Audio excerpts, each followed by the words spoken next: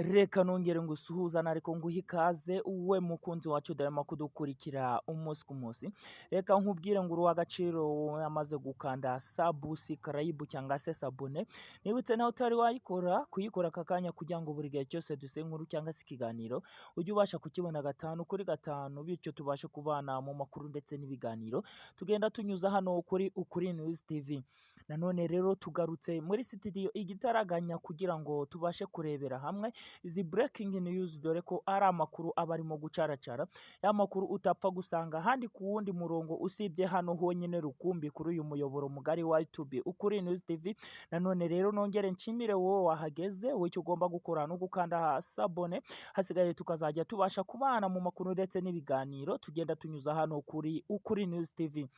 Reka rero twihuse cyane tudatinze tuze kurebera hamwe ingingo z'ingenzi turaza kuba twakibandaho. Turaza kuvuga ku cyorezo Mpox monkey, icyorezo cy'ubushita bw'inkende cyaje kuba cyagaragara mu gihugu cy'u Rwanda, ndetse turaza kuba twakerekeza hariya muri Repubulika Iharanira Demokarasi ya Kongo, dore ko iki cyorezo cyabashije kuba cyahatakanaho, dore ko iki cyorezo cyabashije kuba cyagera no mu gihugu cya Uganda, cyane cyane iki cyorezo ko cyakunze kwibanda muri Afurika y'Iburasirazuba, dore ko hagati aha ngaha muri Afurika y'ibiyaga bigari ariho cyakunze kuba cyagaragara cyane mu buryo bukomeye, aho no mu Rwanda cyatangiye kuba cyagerwamo. Kugeza ubu ngubu rero u Rwanda rwatangiye kugenda rutanga inkingo zigiye zitandukanye z'iki cyorezo kugira ngo abanyarwanda babashe kuba bagira ubudahangarwa bwo kuba iki cyorezo kitabasha kuba cyabafata uko kiboneye. Rero turaza kubasesengurira akantu ku kandi kuri iki cyorezo, reka tukivugeho, tuvuge n'impamvu, tuvuge n'ubugome cyangwa se ububi bwacyo, ndetse turaza kuba twabasesengurira n'andi makuru agiye atandukanye. Minisitiri w'ubuzima mu gihugu cy'u Rwanda Dira Sabine Nsanzimana yaboneyeho no gukomeza kugenda asobanura uburyo ki iyi ndwara ifatamo, dore ko utangira uzana ibiheri bijyajyatana ku mubiri, ndetse ukabasha kuribwa n'umutwe, ukabasha kuba wagira umuriro mwinshi, aho igufata mu minsi igera kuri 3 ndetse kurinda kugeza kuri 14 ikaba yabasha kuba yaguhitana, ariko ngo mu gihe wihutanwe kwa muganga ukaba wahita uvurwa mu byumweru bigera kuri 3 ukaba wahita ukira burundu. Iyi ndwara rero yaje kuba yagaragara mu Rwanda ku tariki ya 27 Nyakanga, aho yaje kuba yafata umukobwa umwe, aho Dira yaje kuba yasobanura ukuntu iyi ndwara yakwirindwa hubahirije amategeko. Uyu minisitiri w'ubuzima mu gihugu cy'u Rwanda Dira Sabine Nsanzimana yakomeje avuga ko iyi ndwara ikunda kuba yakibasira abakora umwuga w'uburaya ndetse n'abakiriye babo,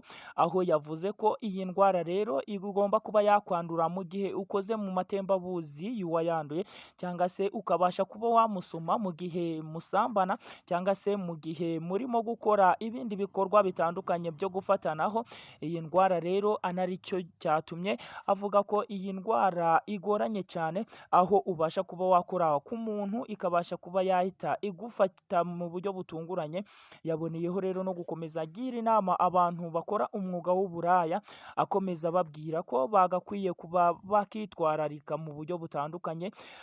Uyu munsi rero hatangijwe uru rukingo mu gihugu cy'u Rwanda, dore abantu batangiye kugenda baruterwa bibanze cyane ku bantu bakora ibikorwa byambukiranya imipaka, ndetse bibanda ku bantu b'abanyamahoteli cyangwa se abakira abantu benshi mu buryo butandukanye nk'amahoteli, abakira abantu benshi muri gare, ndetse n'abandi bantu bakira abantu barenze umwe ku munsi kandi bakakira abantu benshi batandukanye. Ndetse yakomeje avuga ko umuntu wese ubashije kuba yagera ku mupaka agiye cyangwa aza mu gihugu cy'u Rwanda agomba kuba yahita akingirwa, ndetse kandi ko n'uwaba ari mu gihugu akabasha kuba yagaragaraho ibi bimenyetso agomba kuba yahita akingirwa mu buryo butandukanye, ndetse akagenda amererwa neza, dore ko iyi ari indwara mbi cyane, iyi ndwara yica nabi, dore ko upfa ubabaye cyane. Iyi ndwara rero ituma uzana ibintu by'ibiheri by'ibituta binini cyane birimo kunyenya, ndetse bikagenda bikujyajyata kukurya kugeza mpaka ushize mu mwuka. Ni indwara mbi cyane yaje kuba yagaragara mu gihugu cy'u Rwanda, ariko mu bihugu by'ibituranyi by'igihugu cy'u Rwanda naho ko yaje kuba yahatera amatako, aho mu minsi yashize twumvise inkuru ivuga ko mu gihugu gihugu cya Kongo naho iyi ndwara yaje kuba yagaragaramo, ndetse ko hari n'abo yatangiye kugenda ifata mu buryo bukomeye. Ibi ngibi akaba ari byo uyu Dira ashingiraho avuga ko iyi ndwara ari mbi cyane kandi ari indwara yihuta cyane, dore ko no mu gihugu cya Uganda, leta y'igihugu cya Uganda yatangaje ko iyi ndwara naho harimo ababashije kuba bafatwa nayo ndetse bakagenda bamererwa nabi. Ari nacyo cyatumye rero Minisiteri y'igihugu cy'u Rwanda y'ubuzima yahise itangiza kugenda itanga urukingo mu buryo bugiye butunguranye, aho rero mu gihugu cy'u Rwanda usanga Minisiteri y'ubuzima igenda itabaraho rukomeye, aho igenda yihutisha inkingo guhera kuri Covid kurinda kugeza ku iki cyorezo cya Mpox monkey.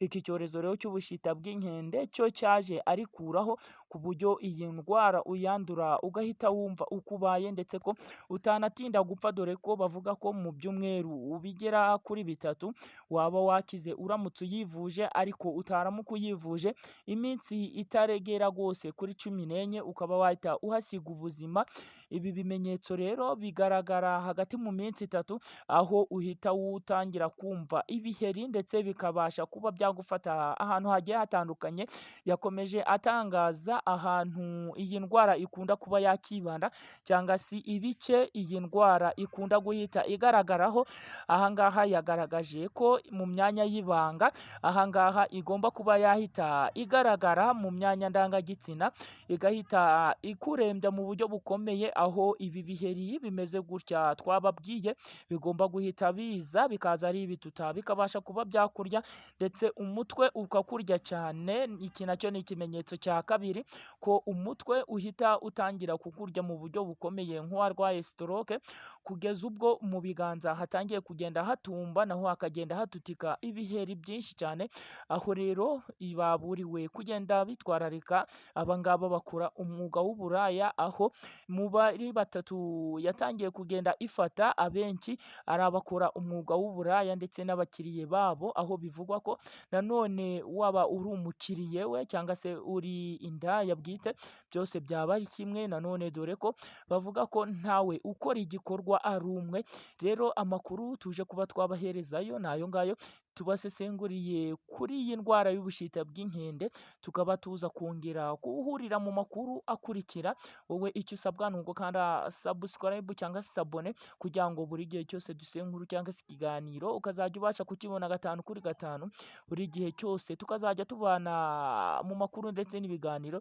tugenda tunyuza hano kuri Ukuri News TV. Wowe icyo usabwa ni icyo ngicyo, ugakora share ndetse ugasiga n'igitekerezo kugira ngo tubone ko neza twari turi kumwe. Njyewe nitwa Asindi Nkabo Fred.